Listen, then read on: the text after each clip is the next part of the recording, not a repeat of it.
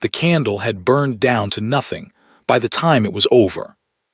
The midwife wrapped the child in silence, set him against Cecily's chest, and stepped out of the room without a word, because there was nothing left to say and no one else to say it to. Outside, the snow was still falling. The door at the end of the hall did not open. It had not opened all night. Cecily looked down at the small, red, furious face pressed against her, and she waited one more minute, perhaps two, the way she had been waiting for 2 years, the way she always waited quietly, without making a sound, as though the very act of wanting something too loudly might make it disappear entirely. Then she stopped waiting.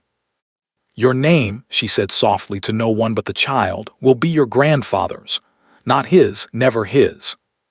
The wedding took place on a Thursday in November, which Cecily would later think was exactly the right kind of day for it, gray, unremarkable, and over before anyone had time to feel anything about it.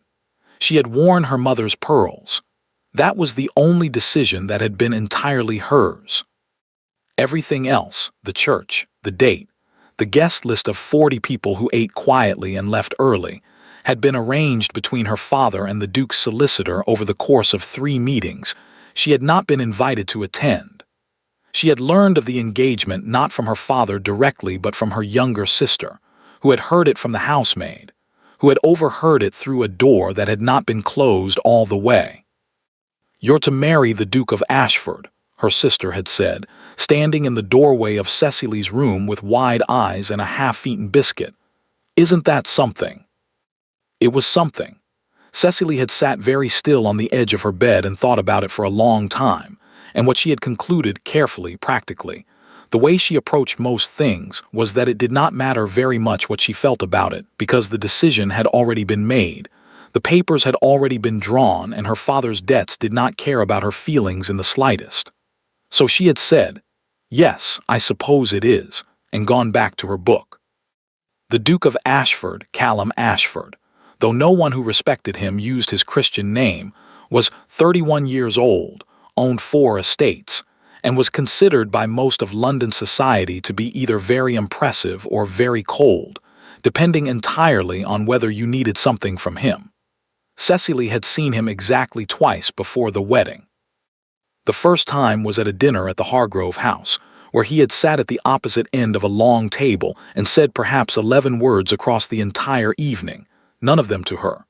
She had watched him the way she watched most things she didn't yet understand, quietly from a distance, without drawing attention to the fact that she was watching at all. He had good hands, she noticed, the kind that looked like they had actually done things. She did not know why she noticed that. She filed it away and thought nothing more of it. The second time was the morning of the wedding itself, in the vestibule of the church, where they had stood side by side for approximately 4 minutes while the vicar spoke to her father about something involving the register. Callum had looked straight ahead the entire time. He smelled faintly of cold air and cedar. At one point his arm had brushed hers, and he had stepped a half-inch to the left without looking at her, the way a man moves away from a piece of furniture that has been placed too close. She had thought, "This is the man I am going to marry in 10 minutes. She had thought, "He does not know a single thing about me." She had thought, very quietly, in the part of herself she did not often visit, "I wonder if he ever will." At the altar he had said the words correctly, in the right order, in a voice that gave nothing away. She had said hers the same way. The vicar had smiled at them both as though something wonderful had just happened. Outside, it had begun to rain.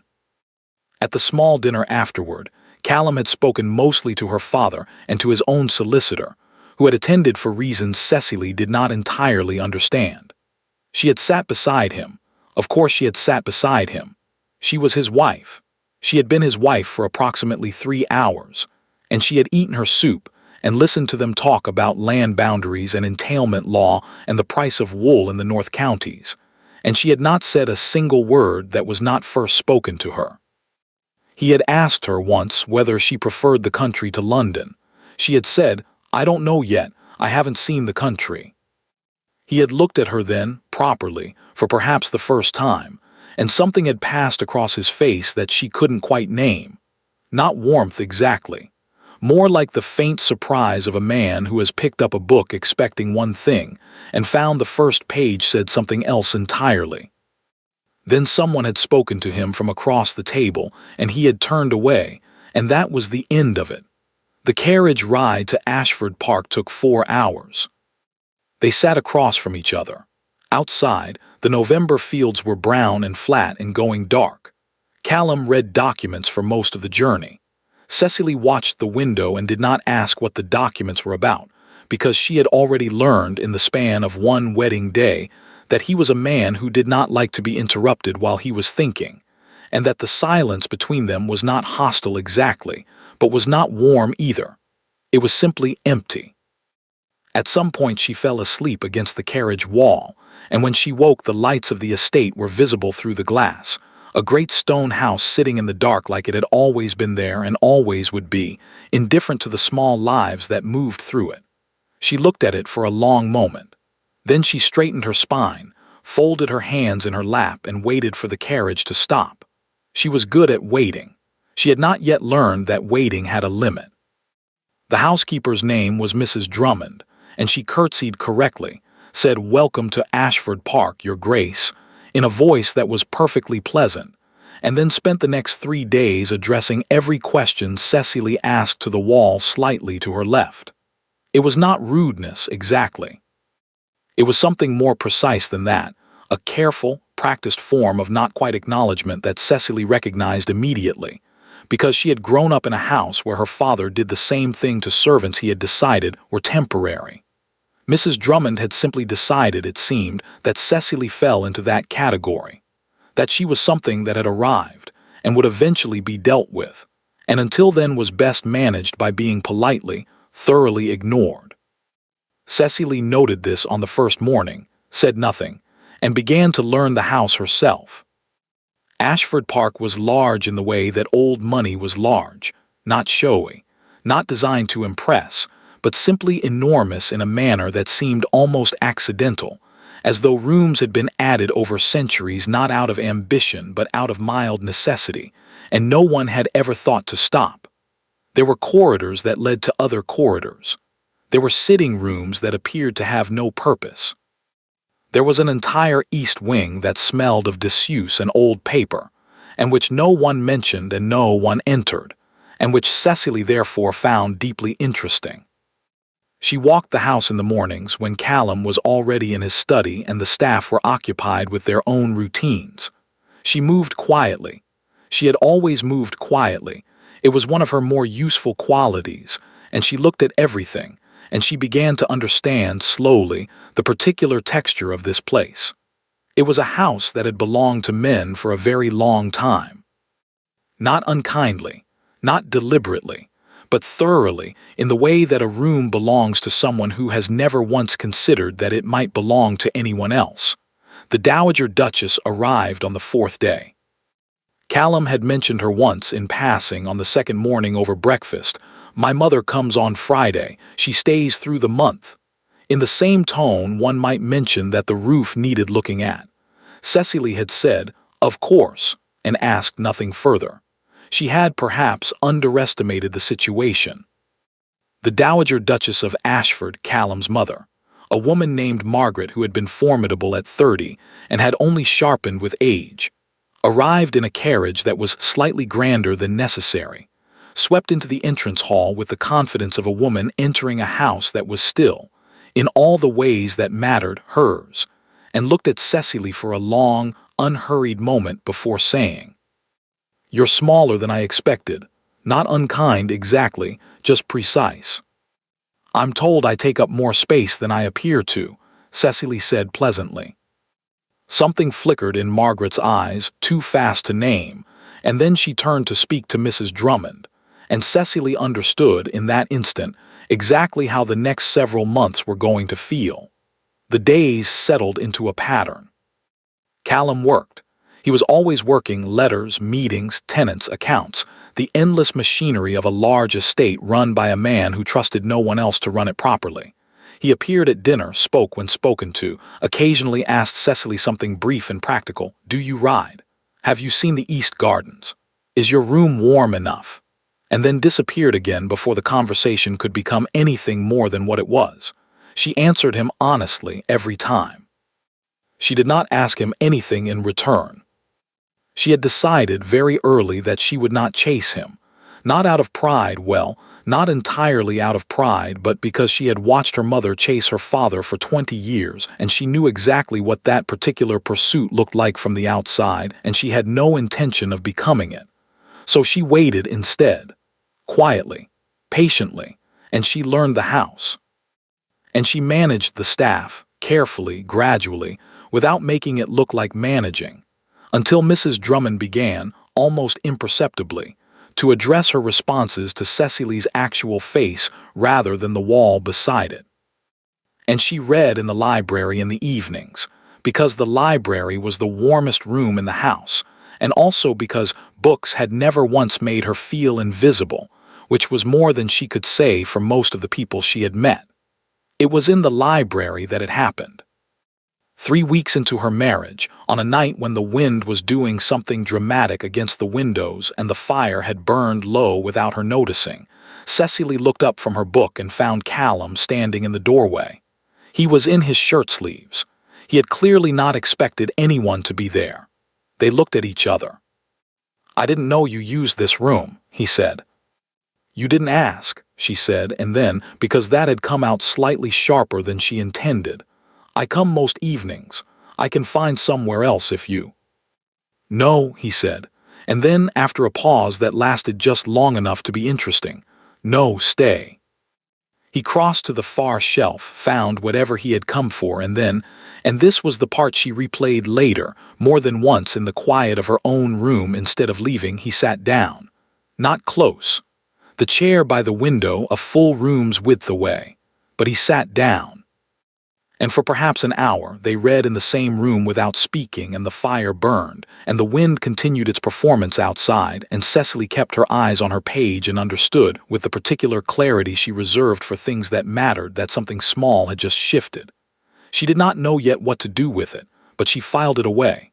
The way she filed everything, carefully, quietly, without letting on that she had noticed at all. The snow came early that year. It arrived overnight without warning, the way the worst things tend to, and by morning the road to the village was gone. The road to London was worse, and Ashford Park had become, quite suddenly and completely, an island. Callum stood at the window of his study and looked at it for a long time. Then he sent word to London that he would be delayed, put down his pen, and spent the rest of the morning doing something Cecily had not yet seen him do. Nothing. She found him in the East Corridor at noon, standing in front of a portrait she had been meaning to ask about, a woman in blue, painted sometime in the last century, with an expression that suggested she had agreed to sit for the portrait but reserved the right to be annoyed about it. "Your grandmother?" Cecily asked. He turned, and for once he did not look like a man being interrupted. He looked, briefly, like a man who had forgotten he was not alone, and found that he didn't mind. "Great-aunt," he said. "She was asked to leave 2 house parties in the same season. My grandfather thought it was hilarious. My great-grandfather did not." "What did she do?" "Said what she thought." He paused. Apparently that was enough. Cecily looked at the portrait again, at the set of the woman's jaw, the faint suggestion of impatience in her eyes, and felt an unexpected rush of warmth toward a woman who had been dead for 60 years. "I like her," she said. "I thought you might," Callum said. She looked at him. He was already looking away, back at the portrait, but there was something different in the line of his shoulders, looser, somehow, than usual, and Cecily stored that away too, next to the memory of the library and the hour of silence that had not been entirely silent.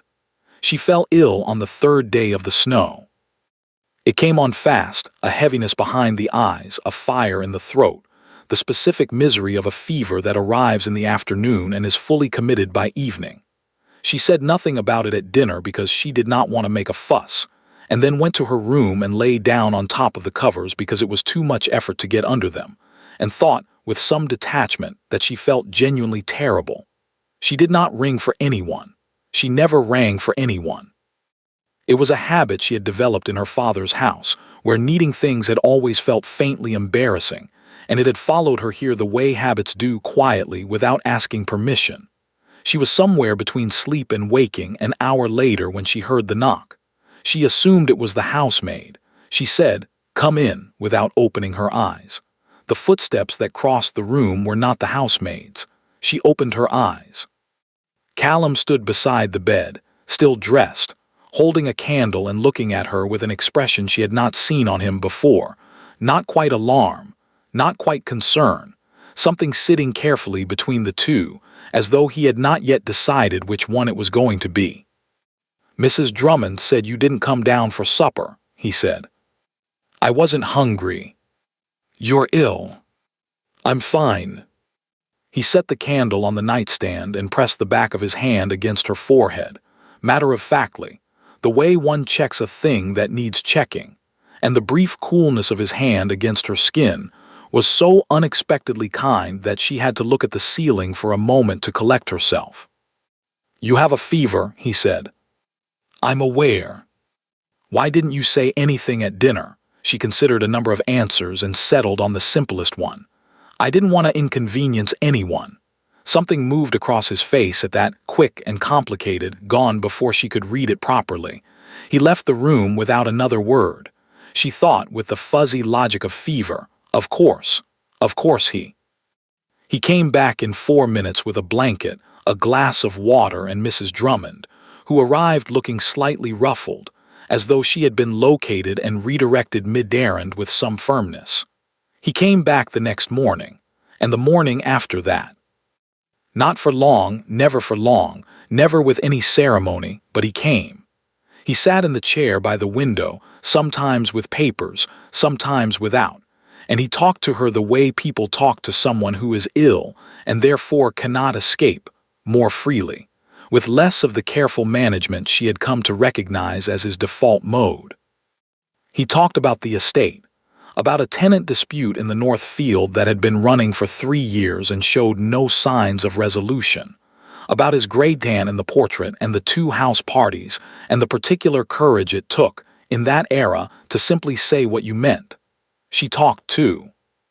Carefully at first, testing the weight of each word before she put it down, the way you test ice.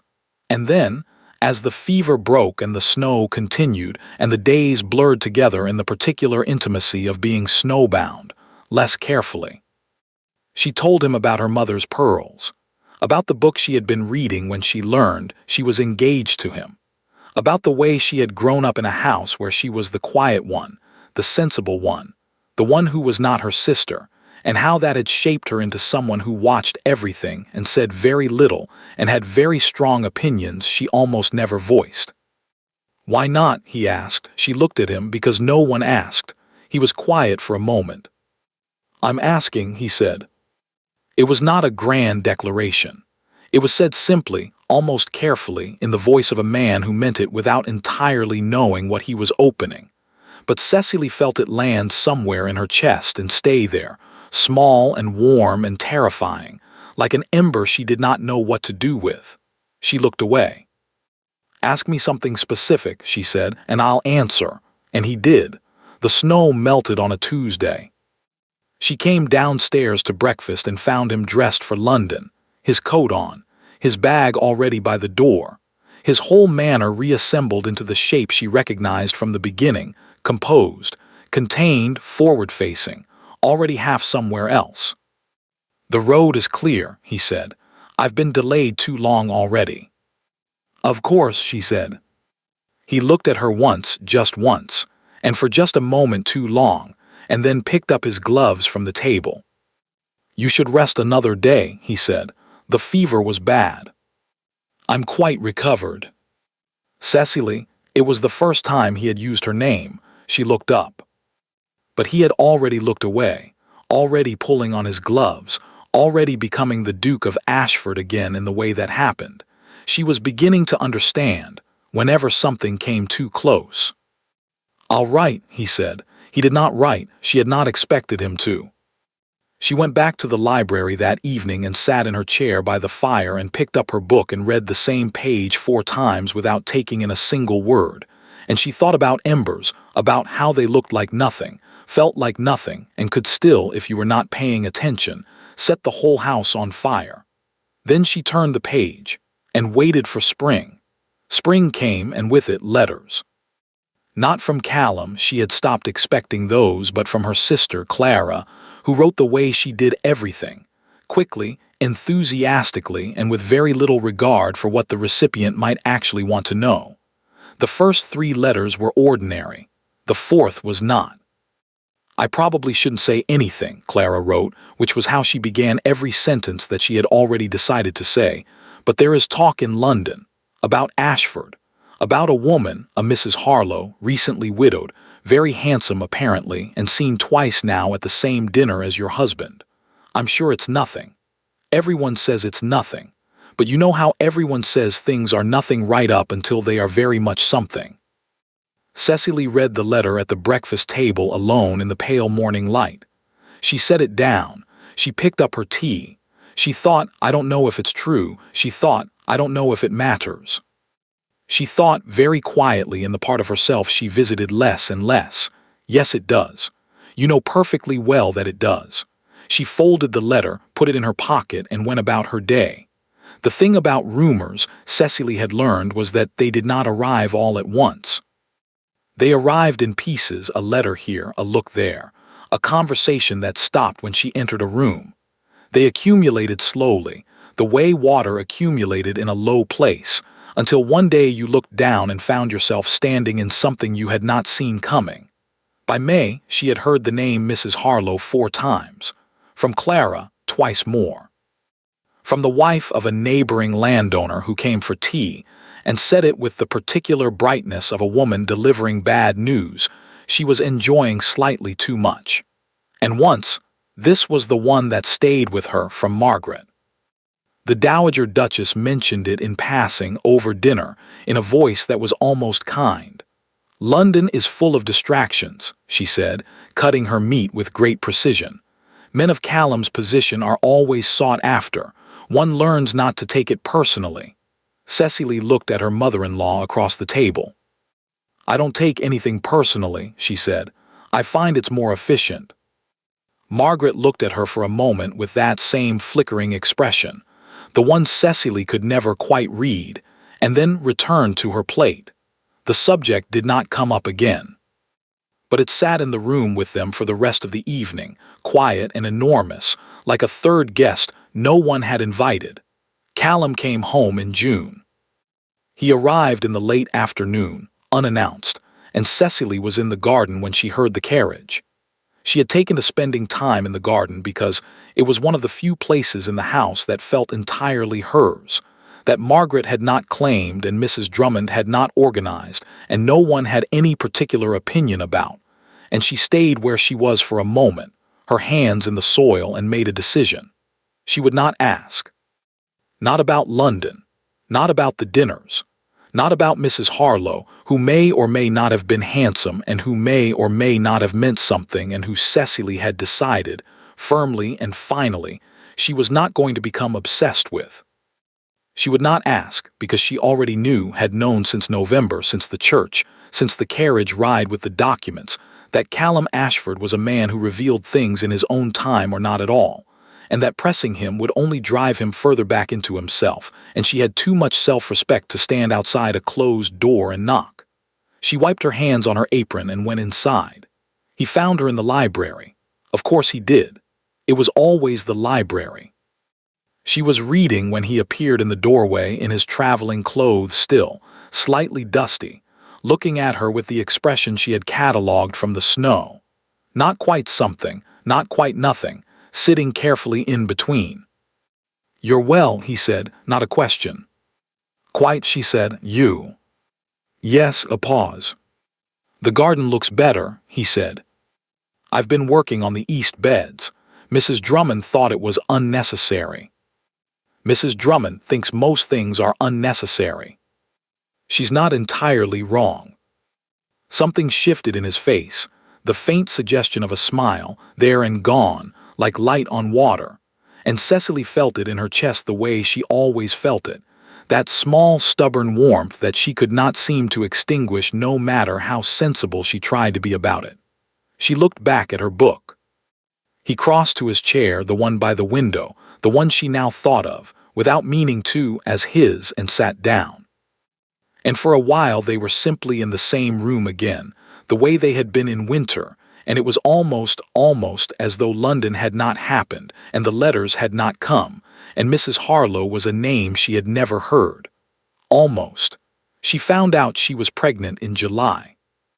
She sat with it for a full day before telling anyone, walking through the house, through the garden, along the edge of the north field where the tenant dispute was apparently still ongoing.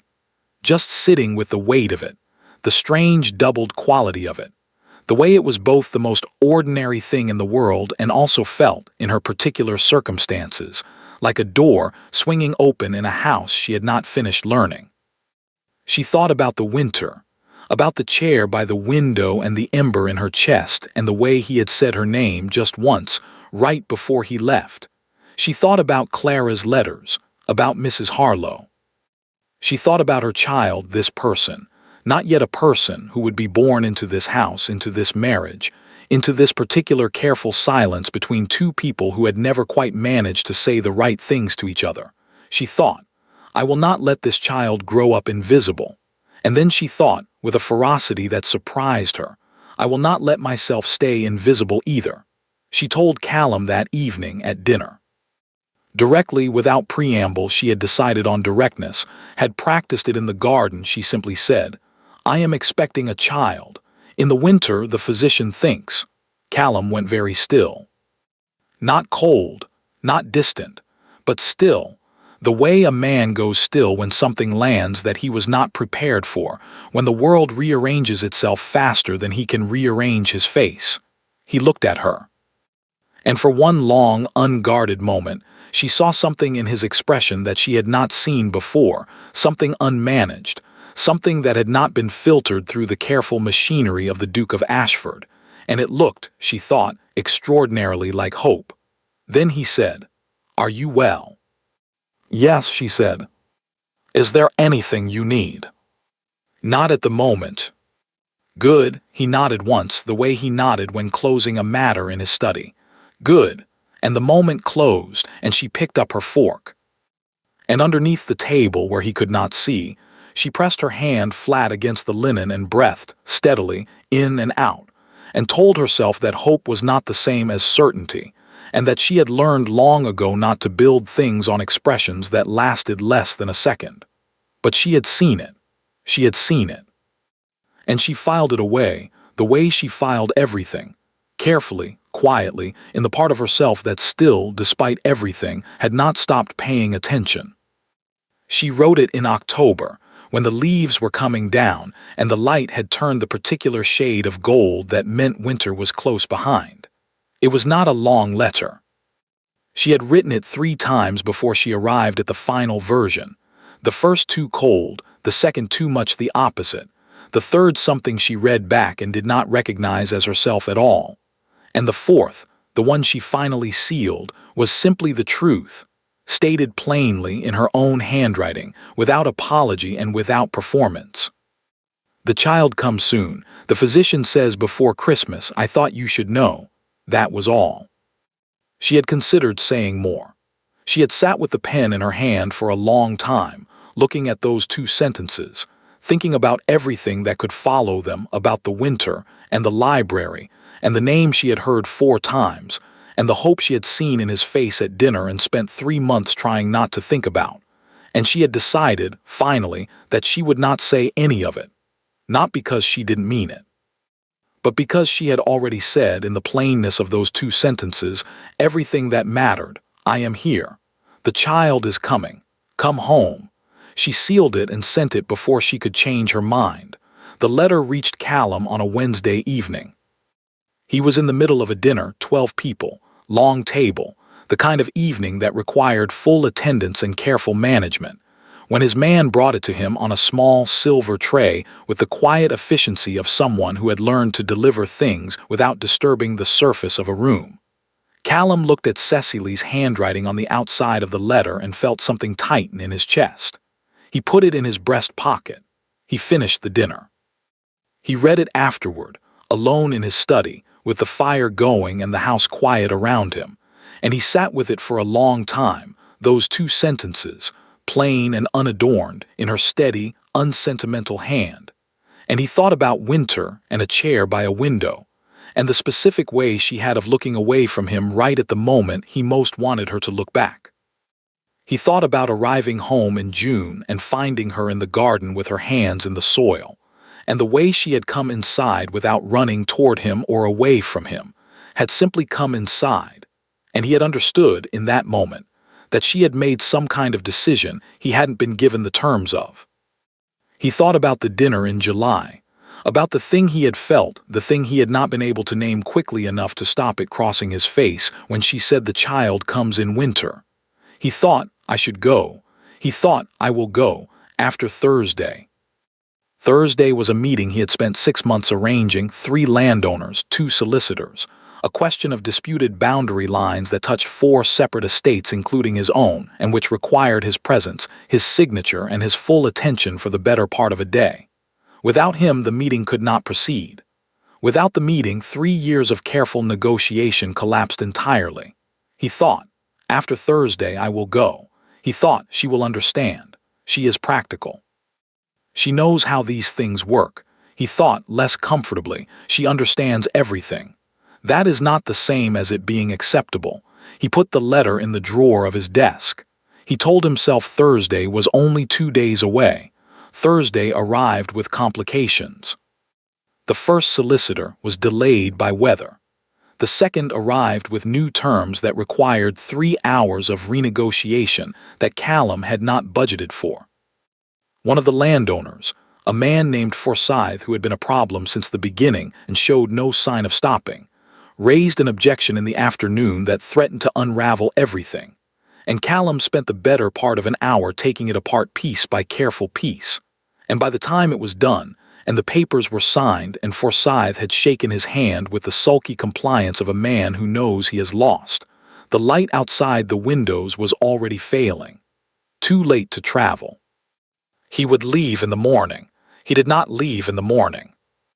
There was a letter, there was always a letter, this one from his man of business in Edinburgh, requiring an immediate decision about a matter that could not wait, and Callum sat at his desk and wrote the response and told himself, this afternoon.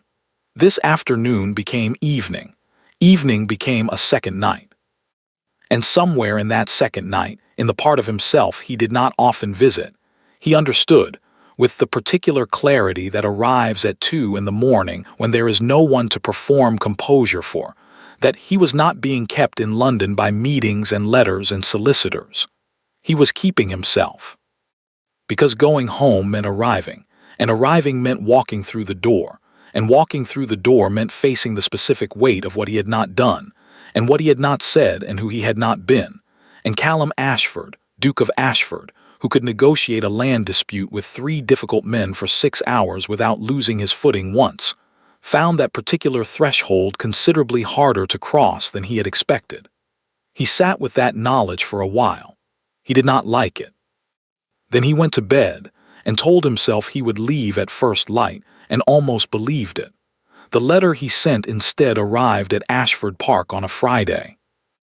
Mrs. Drummond brought it to Cecily in the morning room, where she was sitting by the window with her hands folded in her lap, and the gray November light coming through the glass, and her expression as she read it was one that Mrs. Drummond would think about later, not grief, not anger, not the collapse of a woman receiving bad news, but something quieter and in some ways worse than any of those things. The simple, unsurprised recognition of a thing she had already known. The letter said he was delayed. It said the matter was important. It said he would come as soon as he was able and that he hoped she was well and that she should not worry. It was signed, Ashford, not Callum, Ashford. Cecily read it twice. Then she folded it along its original creases, set it on the table beside her, and looked out the window at the garden, at the east beds she had spent the summer working on, which were bare now and frost-edged and waiting for spring, and she thought about a woman in a blue portrait who had been asked to leave 2 house parties for saying what she thought. She thought, I have not said what I think. Not once. Not to him. She thought, I don't know if I ever will. She thought, I don't know anymore if it would change anything. Outside, the first snow of the season was beginning to fall. Small flakes, tentative, not yet committed. She watched them for a long time. Then she rang for Mrs. Drummond and asked her to have the spare room in the east wing made up, the warmest one, with the large fireplace, and to send for the physician, and to make sure there was enough wood brought in to last the week. She did not send another letter to London. She had said what she needed to say. He had made his answer. And Cecily, who had learned very early in her life that some doors do not open no matter how long you stand outside them, turned away from this one at last, quietly, without drama, without making a sound, and went to prepare for what was coming alone. It began on a Tuesday. A low, persistent ache in the early morning that Cecily noted with the same practical attention she gave most things, catalogued it, assessed it, determined it was what she had been told to expect, and then went about her day as normally as she could manage, which turned out to be not very normally at all, but she did her best. By afternoon, it was no longer something she could catalogue from a distance. By evening she had sent for the physician and the midwife and Mrs. Drummond, who arrived in that order and took up their positions with the efficiency of people who had done this before, and the house rearranged itself around her the way houses do in moments of emergency. Quietly, purposefully, all its attention converging on one room, the East Wing room, the warm one, the one she had chosen herself. It was a long night. She had known it would be. The physician had prepared her, had used words like first child, and these things take time in the careful voice of a man managing expectations. But knowing a thing and living inside it are different.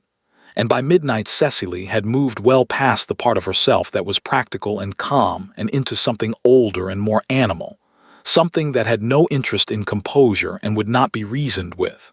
She did not cry out more than she could help. This was not bravery exactly. It was more that she had spent so long not making a sound in this house that even now, at the outermost edge of what she had ever endured, the habit held.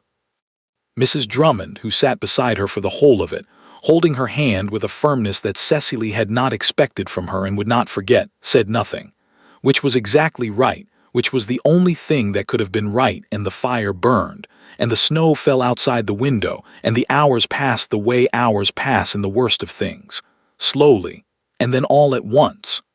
At 4:15 in the morning, the child arrived.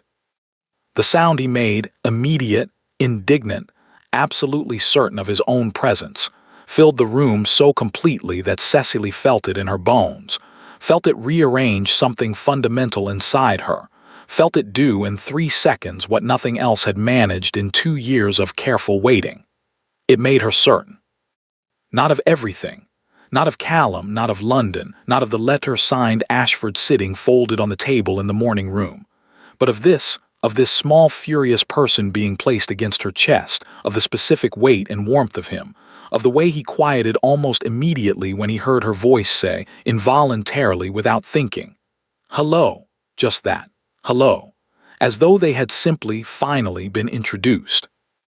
The midwife worked quietly. Mrs. Drummond brought water. The physician said the things physicians say when everything has gone as well as it can go, and then stepped out to give her a moment, and for a little while it was only Cecily and the child and the fire and the snow outside the window. She looked at the door. She could not have said afterward how long she looked at it. Long enough. Longer than she should have. Long enough to know, with a finality that was different from anything she had felt before, not the resigned acceptance of a woman who has lowered her expectations, but something harder and cleaner like bone, that it was not going to open, that he was not coming. That she had known, really, since Friday, since the letter signed Ashford, since the folded creases and the careful words. He hoped she was well. She should not worry. She had known the way you know things you are not yet ready to say out loud. She looked at the door for one more moment. Then she looked down at her son. "What shall we call him, Your Grace?" The midwife had reappeared in the doorway, quiet and practical, pen in hand, with the matter-of-fact efficiency of a woman for whom this question was simply the last item on a long list. Cecily did not answer immediately. She thought about the names that had been discussed, lightly, briefly in the summer, over dinner. Callum's father's name, his grandfather's, the long line of Ashford men stretching back through the portraits in the hall, each one with the same jaw and the same careful containment and the same habit of being somewhere else when it mattered. She thought about her own father, a quiet man, an unremarkable man if she was honest, who had made unremarkable choices and lived a small, decent life and loved her in his limited way as well as he knew how. He had not been grand. He had not been powerful, but he had come to her room when she was ill. He had sat beside her. He had stayed. She looked at her son, at his dark hair, at his closed fists, at the absolute authority with which he had announced his own existence into a room that had not been ready for him. Edmund, she said, her father's name, not his. Not the Ashford line, not the portraits in the hall, not the long, careful tradition of men who signed their letters with their title instead of their name. Edmund. The midwife wrote it down without comment. Cecily pressed her lips to the top of her son's head and breathed in the extraordinary, specific scent of him, and felt, somewhere beneath the exhaustion and the ache and the long accumulated weight of the past 2 years, something that she could only describe as arrival. Not happiness, quite. Not yet, but arrival. The sense of having come at last to the place where she actually was, not the place she had been waiting to reach, not the place she had been performing composure in, not the anteroom of some better future where Callum came through the door and said the right thing and everything resolved itself cleanly. Here, this room, this fire, this child, Edmund, hers. She slept before dawn, finally, with Edmund beside her and Mrs. Drummond in the chair by the fire, and when she woke the room was light and the snow outside had stopped and the world looked, as it always did after snow, briefly and improbably clean. She lay still for a moment looking at the ceiling. She thought, he will come eventually. He always does eventually. She thought, it will be different now. Everything is different now. She thought, I named the child Edmund and I would do it again. And then Edmund made a sound, small, preliminary, the sound of a person just beginning to remember that he had opinions, and Cecily turned to him, and the rest of it fell away, and there was only this. For now, only this. The door at the end of the hall did not open until Thursday, 2 days later, 2 days after. She heard the carriage in the afternoon. She was feeding Edmund, in the chair by the window, in the pale winter light. And she recognized the sound of it, had always been able to recognize the sound of his carriage, had tried more than once to stop being the kind of person who listened for it. She did not move. She heard boots in the entrance hall, voices, Mrs. Drummond's, brief and careful, footsteps on the stairs, the long corridor coming closer, and then a knock. Not the door swinging open, not the entrance of a man who considered this his house and therefore all doors in it his to open. A knock, careful, almost tentative. She had not expected that. She looked at Edmund. Edmund looked back at her with the sublime indifference of someone who has not yet learned to find anything complicated. "Come in," she said. He looked terrible. This was the first thing she noticed, not with satisfaction, not with the particular cold pleasure of a woman whose grievance has been visibly confirmed, but simply as a fact, observed and catalogued the way she catalogued everything. He had not slept.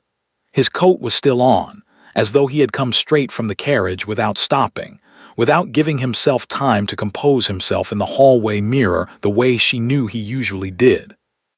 There was something in his face that she had not seen before, not the careful management, not the composure, not the 12-people-long table version of Callum Ashford, but something stripped of all of that, something that had been traveling for 2 days and had arrived before it was ready. He stood in the doorway and looked at her. Then he looked at Edmund, and he went completely still. She did not help him.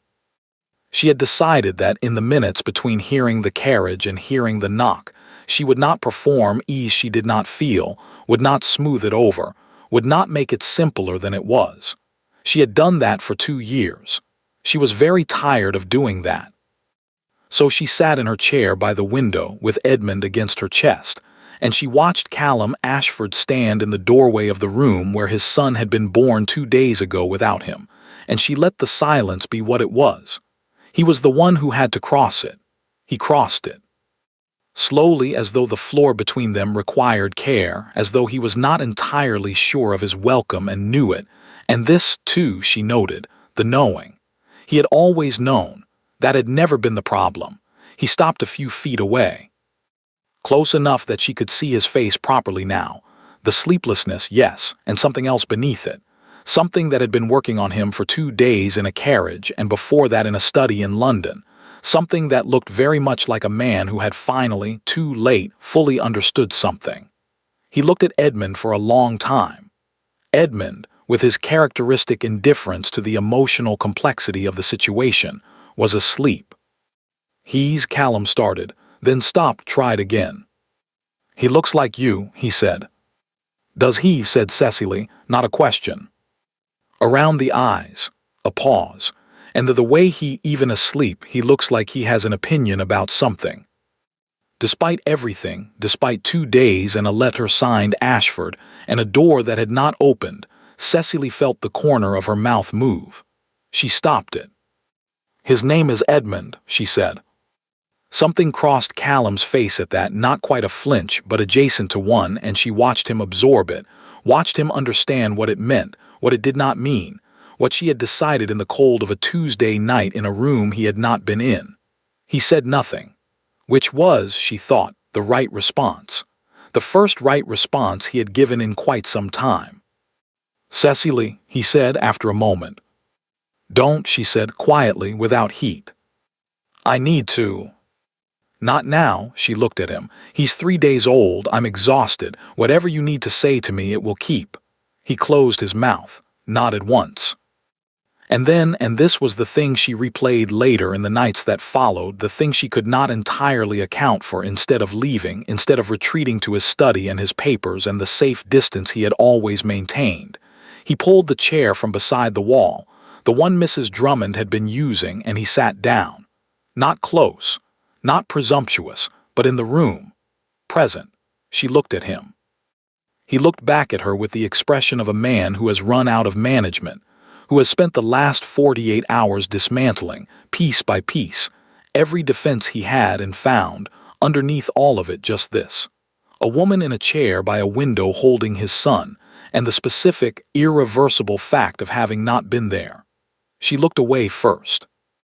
"Ring for Mrs. Drummond if you need anything," she said. "I'm going to sleep."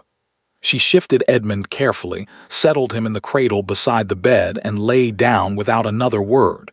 She did not tell him to leave. She did not tell him to stay. She closed her eyes and listened to the fire, and after a while she heard him shift in the chair, settling into it, the way he had settled into the library chair in winter, and she thought, not forgiven, not even close to forgiven, but here. She slept. He stayed. The days that followed had a particular, careful quality. Callum did not go back to London. He sent letters, she knew he sent letters, could hear his man arriving and departing, could see from the window the steady traffic of correspondence going out and coming back, but he stayed. In the house. In the rooms she moved through. Not underfoot, not performing presence, but simply there. He appeared at breakfast. He asked how she had slept.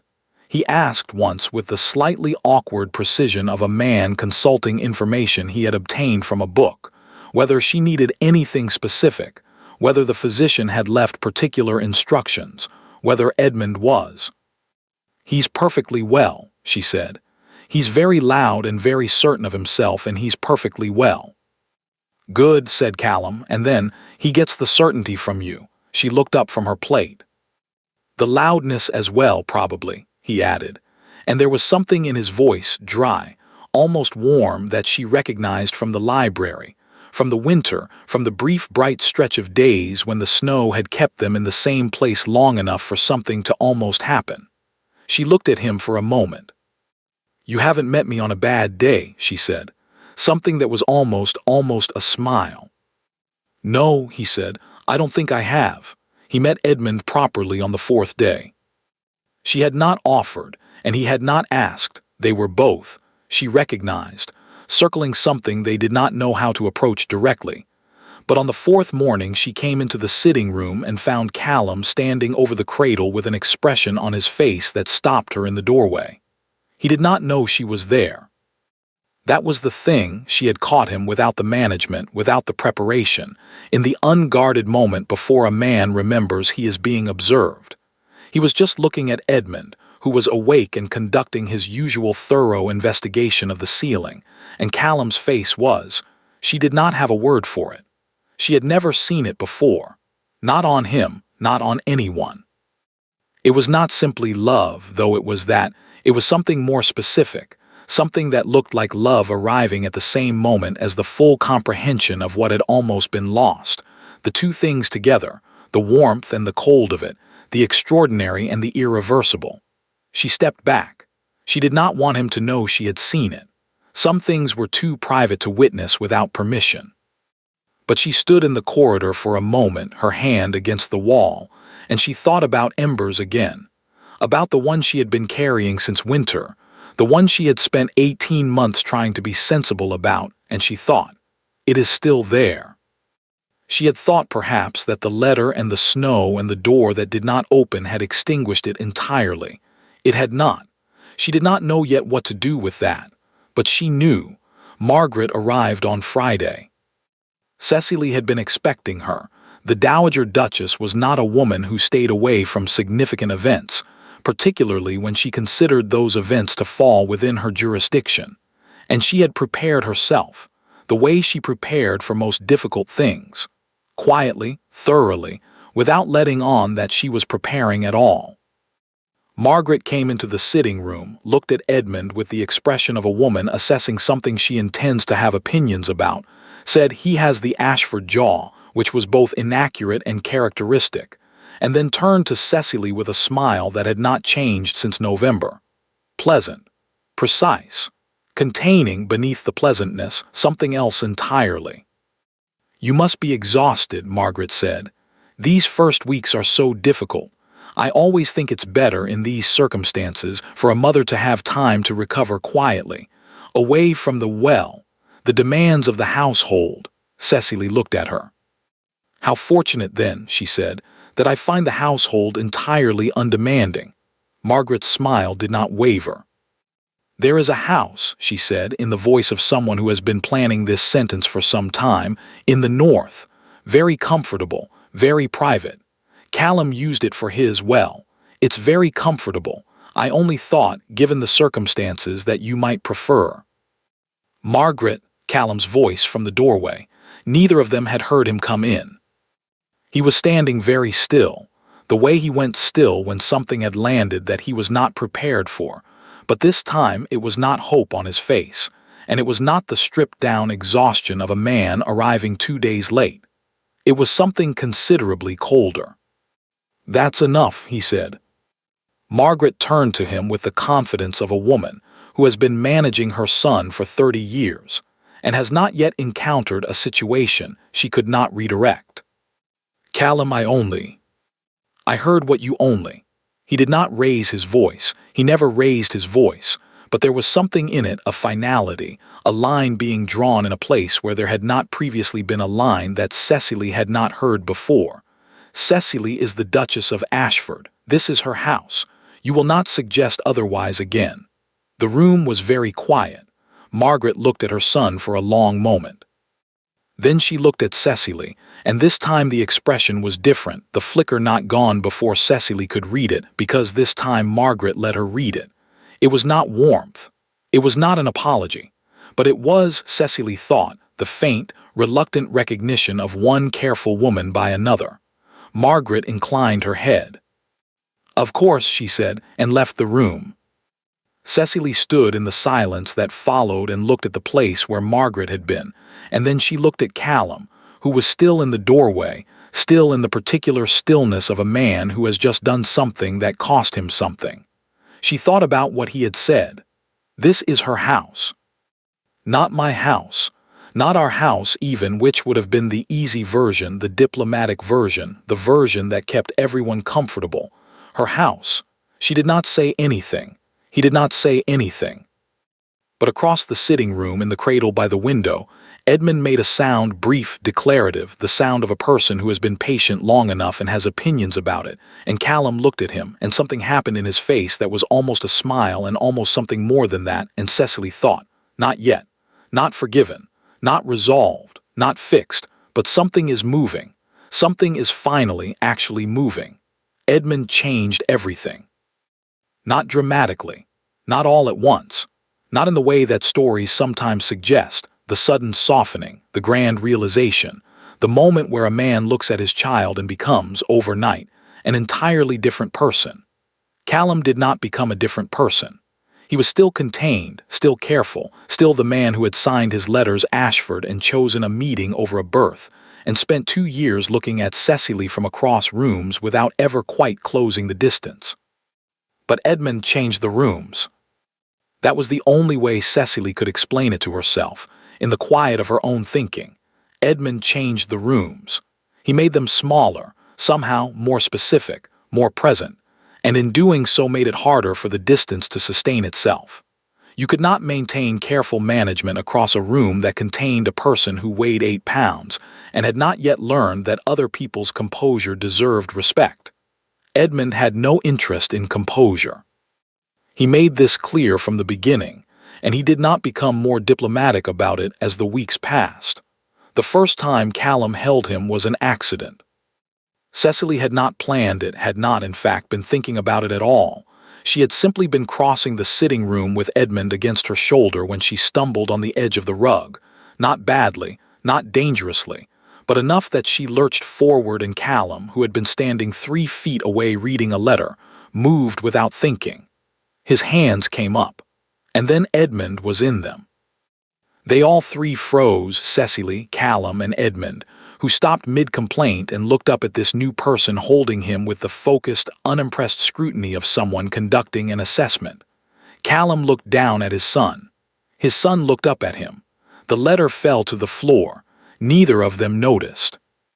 Cecily straightened and stepped back, and watched Callum Ashford hold his child for the first time with the expression of a man who has picked up something he did not expect to be so heavy, not heavy in weight, but heavy in the other way, the way that matters, the way that rearranges things permanently. And she thought, there it is again, that thing on his face that I don't have a word for.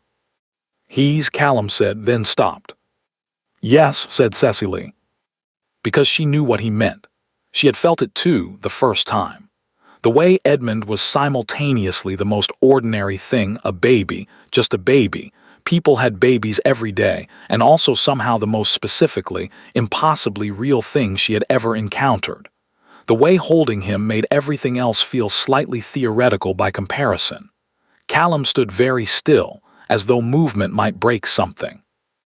Edmund, having completed his assessment, reached up and closed his fist around Callum's finger with the absolute authority of someone who has decided a thing and sees no reason to discuss it further.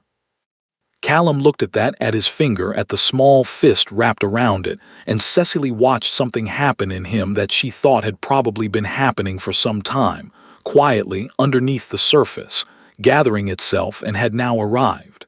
She looked away, gave him the privacy of it, walked to the window and looked at the garden, her east beds, bare and waiting, and listened to the fire and the quiet and the small sounds Edmund made when he was deciding whether or not to be unhappy about something.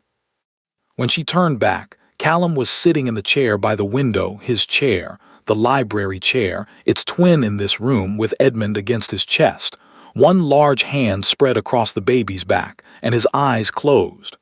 Not asleep. Just present, in a way she had not seen him be present before, without the papers and the letters and the forward momentum of a man who was always going somewhere.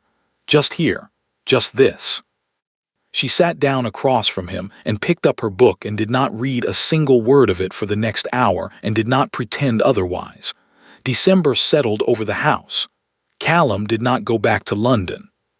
She waited for it, waited for the letter that would require his presence, the meeting that could not be managed from a distance, the particular pull of the city that had always, before, won. But December passed, and then the new year, and he stayed. He was in his study most mornings, yes. He worked. She did not expect him not to work, had never expected that, but the work stayed in the study now mostly, and in the evenings he appeared. In the sitting room, in the library, occasionally in the corridor outside Edmund's room at odd hours, which she discovered one night when she came to check on the baby and found the door already open and Callum inside, standing over the cradle in the dark. She had stood in the doorway and watched him for a moment. He had not heard her. "He's fine," she said quietly, so as not to wake Edmund. Callum turned.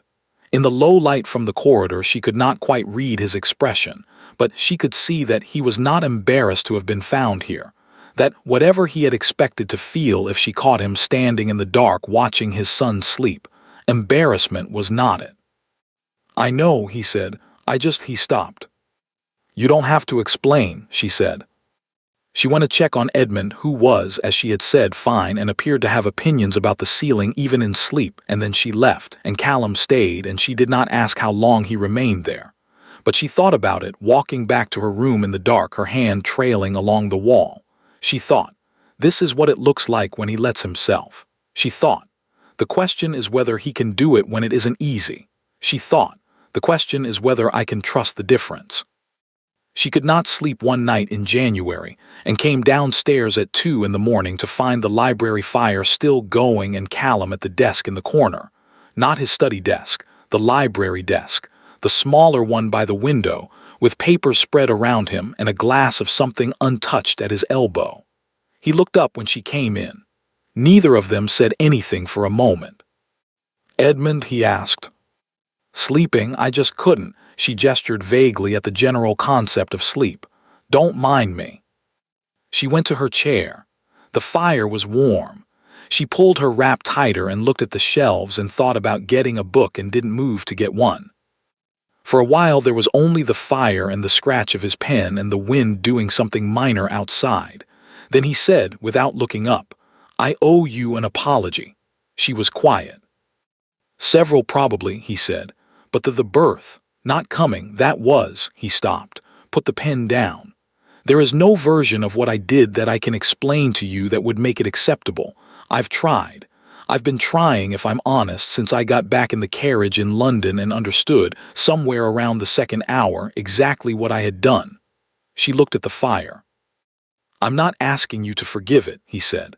"I'm not even certain I'm asking you to believe it won't happen again because I know that's not something I can simply say. I know you would need, I know it would require." He stopped again, started again more carefully. "I know what I am. I know the way I close things off when they get, I know. I've always known. I just didn't understand before what it cost." She was quiet for a long moment. "What changed?" she said. "I'm sorry." "You've always known," you said. "So what changed?" She looked at him then across the room in the firelight. "Why now? Why is this the moment you say it?" He looked at her steadily. "Because before, Edmund," he said, "the cost was yours. You were the one paying it, and I—" He stopped. She watched him choose honesty over comfort, watched him pick it up and hold it. "I let you, because it was easier than because I didn't know how to, because I was." "Afraid," she said. He looked at her. "Yes," he said. Just that. One word. The first wholly unguarded thing she thought he had ever said to her directly, without the letter and without the management, and without the 12-people-long table version of himself standing in front of it. The fire crackled. Outside, the January wind moved through the trees. "I'm not asking you to fix it tonight," she said finally. "I'm not asking you to fix it at all, actually. I don't need a speech, Callum. I don't need the speech. I know. What I need," she stopped, tried again. "What I needed for 2 years was not a speech. It was very simple, it was just," she looked at the fire. "Just to not be alone in it," she said. "That's all. That was all it ever was. The silence after that was different from the silences before it. Not empty, not the careful management of 2 people avoiding something. Full, heavy. The kind of silence that meant something had been put down that had been carried for a long time, and the putting down of it had changed the weight of the room. He did not say, "I know, I'm sorry, I'll be different." He said nothing. But after a while he got up from the desk. She watched him do it, watched him cross the room without hurry and without ceremony, and he sat down in his chair by the window, not across from her, beside her. Close enough that when she turned her head she could see his face properly, and what was on it was not hope this time, and not the stripped exhaustion of a man arriving too late, but something quieter and less performed and more difficult than either of those things. Something that looked like a man beginning, not finishing, not resolving, not wrapping himself in a clean ending, just beginning. She looked at him for a long moment. Then she looked back at the fire. And they sat there together in the library in January, in the specific warmth of a room that had been theirs, separately, for a long time, and was becoming slowly, carefully, with no guarantees, something else. February brought visitors. A neighbor's dinner, which they attended together for the first time, actually together. Not in the sense of arriving in the same carriage and sitting at opposite ends of a table, but together in the way that people noticed, in the way that Margaret, attending also, watched from across the room with an expression that had shifted, incrementally, from assessment to something Cecily could not yet name. At the dinner, a woman Cecily had met twice leaned close and said, with the bright eyes of someone delivering a compliment that is also a small excavation, "You seem so settled now, Lady Ashford. Marriage suits you." Cecily considered a number of responses. "I'm getting there," she said. Later in the carriage home she told Callum what she had said. He was quiet for a moment. "Are you," he asked, "getting there?" She looked at him across the darkened carriage, at his face in the passing lamplight, at the question on it which was not a small question at all. And she thought about the library in January and the chair beside hers, and the word afraid said plainly in the firelight. "Ask me something specific," she said. He looked at her. And the corner of his mouth moved, really moved this time, not the ghost of it, not the almost, and he said quietly, "Are you getting there, with me, specifically?" She held his gaze. "Yes," she said, one word. The carriage moved through the dark. Outside, the February fields were silver with frost, and ahead of them the lights of Ashford Park were visible through the glass, the great stone house, sitting in the dark the way it always had, the way it always would. But it looked different to her now. It had been looking different for some time. She had just, she thought, been waiting until she was sure enough to say so. It happened in March. Cecily did not see it coming, not because she wasn't paying attention, she was always paying attention, but because it came from a direction she had not been watching. She had been watching Callum. She had been watching Edmund. She had been watching the slow, unsteady thing building between the three of them in the rooms of this house, fragile and real and not yet named. She had not been watching Margaret. She should have been watching Margaret. It began with a letter.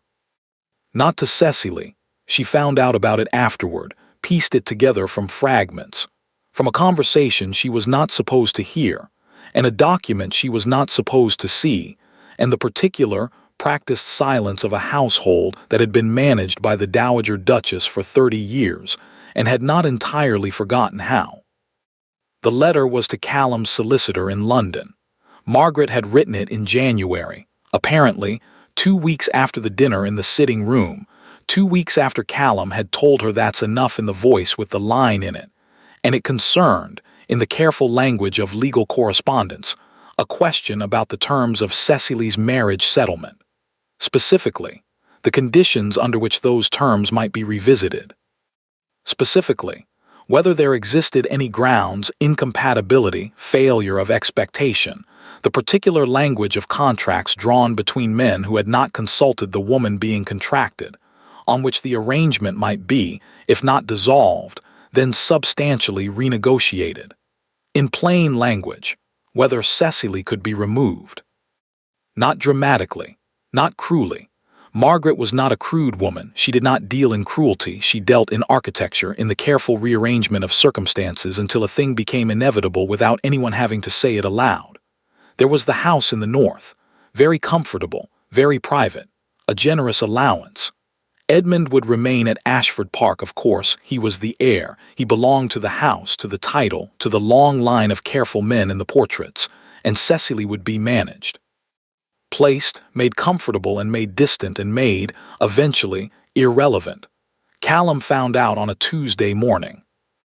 His solicitor, a decent man, a careful man, a man who had served the Ashford family for 20 years and had developed, over those years, a finely calibrated sense of which instructions to follow and which to bring to the Duke's attention first, had written back to Margaret with a response that said, in essence, I will need to discuss this matter with His Grace before proceeding. And then he had written to Callum. Cecily did not know what the letter said exactly. She knew that Callum received it at breakfast, that he read it at the table, that she watched his face go through 3 distinct expressions in the space of 10 seconds, the first unreadable, the second not, and that he folded it, put it in his pocket, excused himself, and went to find his mother. She did not know what was said between them. The door to the morning room was closed. She sat in the library with Edmund asleep in the cradle beside her and her book open on her lap and her eyes on the page and her mind entirely elsewhere, and she listened to the house around her, the particular quality of a house holding its breath, and she waited. She was good at waiting. She had gotten considerably less patient about it. It was 40 minutes. She counted, without meaning to, in the way you count things when you are trying not to think about them. 40 minutes and then footsteps in the corridor, Callum's. She knew them by now, knew the particular rhythm of them, and then the library door opened and he came in. He looked at her. She looked at him. What happened? She said. He crossed the room and he sat down, not in his chair, not the careful distance of the chair by the window, but on the ottoman directly in front of hers, close enough that she could see everything on his face without having to look for it. Close enough that there was no managing the distance because there was no distance to manage, and he said, I need to tell you something, and I need you to hear all of it before you say anything. She set her book down. All right, she said, he told her. All of it, the letter to the solicitor, the house in the north, the careful architecture of what his mother had been building since January, possibly longer. He told her without softening it, without the diplomatic translation that would have made it easier to hear and would have also, she recognized, been another form of managing her. He told her the way she had once told him she was pregnant, directly, without preamble, trusting her to be capable of the truth. She sat very still and listened. When he finished, the room was quiet. Edmund slept on, indifferent. How long have you known? She said. This morning. You're certain? The solicitor wrote to me before acting. Callum paused. He is a good man. He knew I would want to know. She looked at her hands in her lap. She thought about the house in the north. Very comfortable. Very private. She thought about Edmund in the cradle, Edmund with his fist around Callum's finger, Edmund who was 3 months old and already, she thought, too certain of himself to survive being separated from his mother, though perhaps she was not entirely objective about that.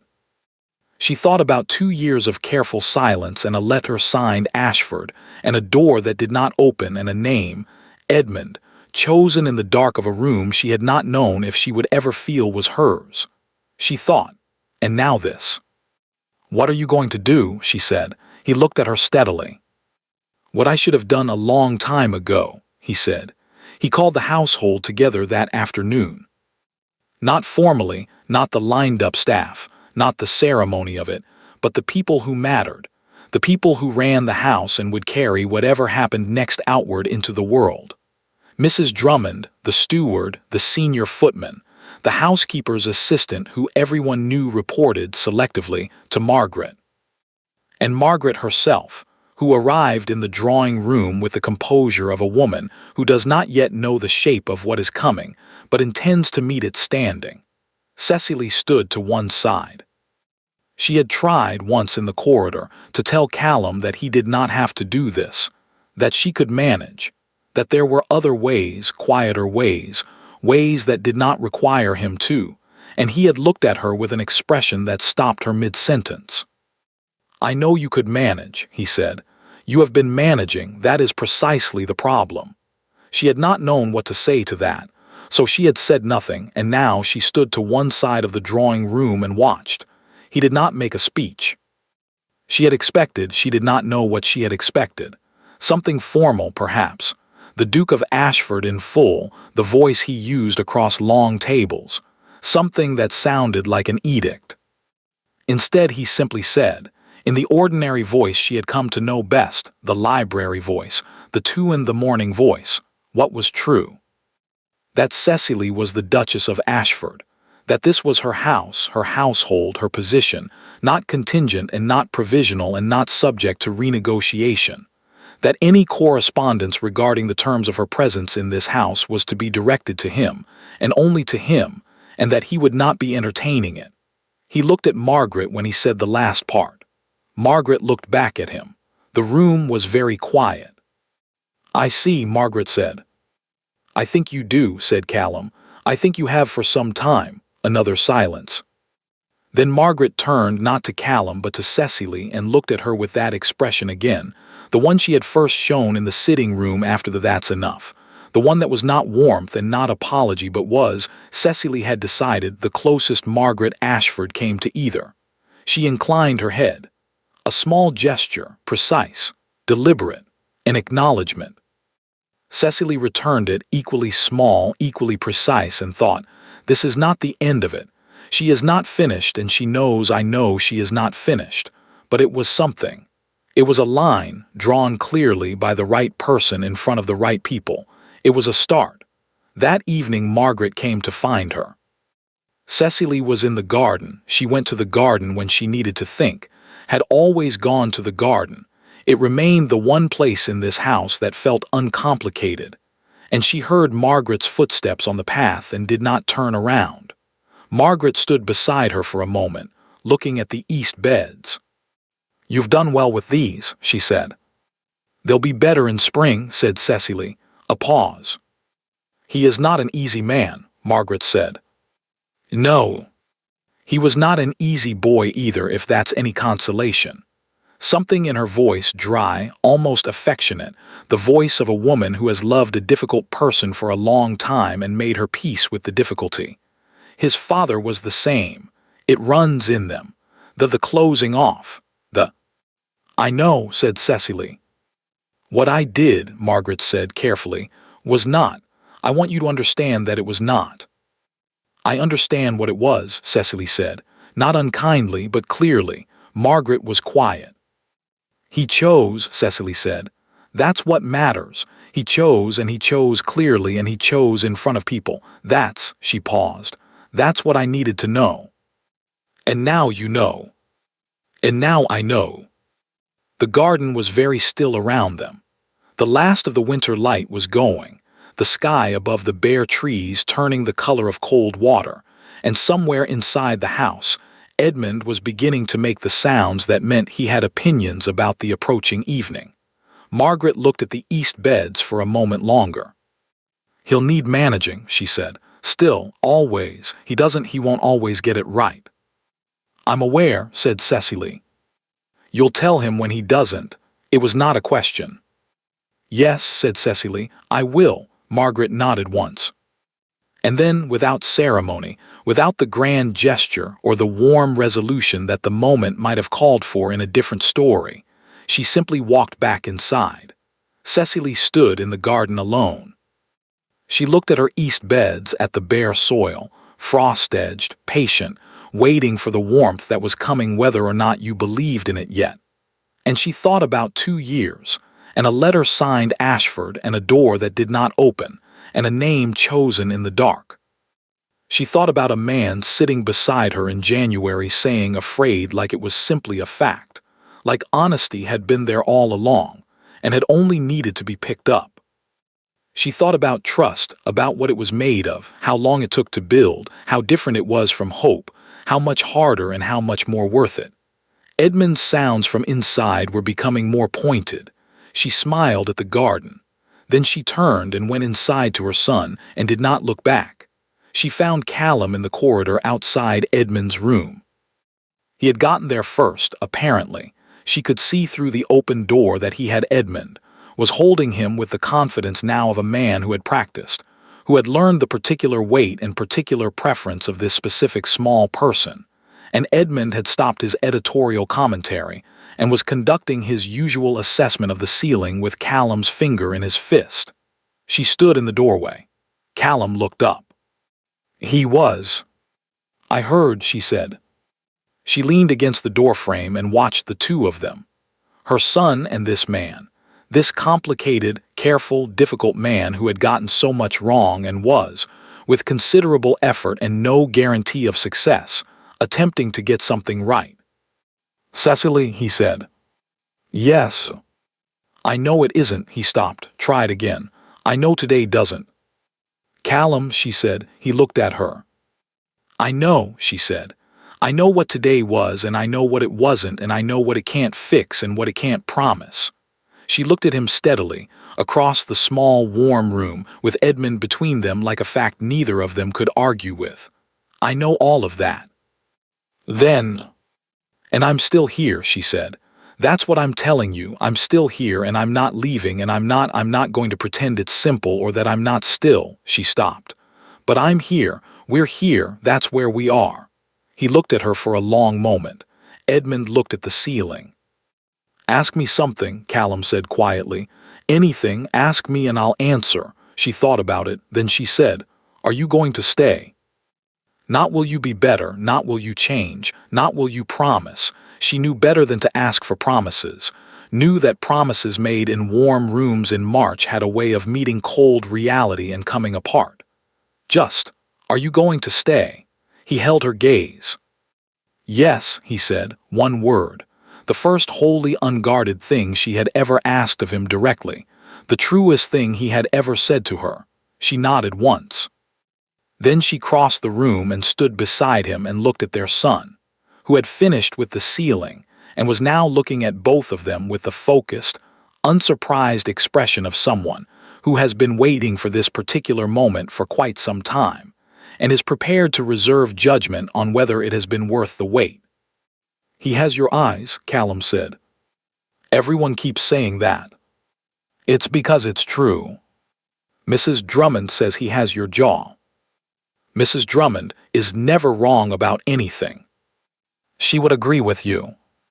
And there it was quiet, unhurried, in a small warm room in March with the last of the winter outside and spring somewhere close behind it. Something that was not yet happiness, but was the ground that happiness grows from. Something that had been built, slowly and imperfectly and with considerable cost, out of 2 years of silence and 1 winter of snow and a letter and a name chosen in the dark and a word said plainly in firelight. Something real, something that was theirs. It was a Thursday in May, and the East beds were extraordinary. Cecily had not planned it that way, had not stood over them 2 years ago with this specific outcome in mind.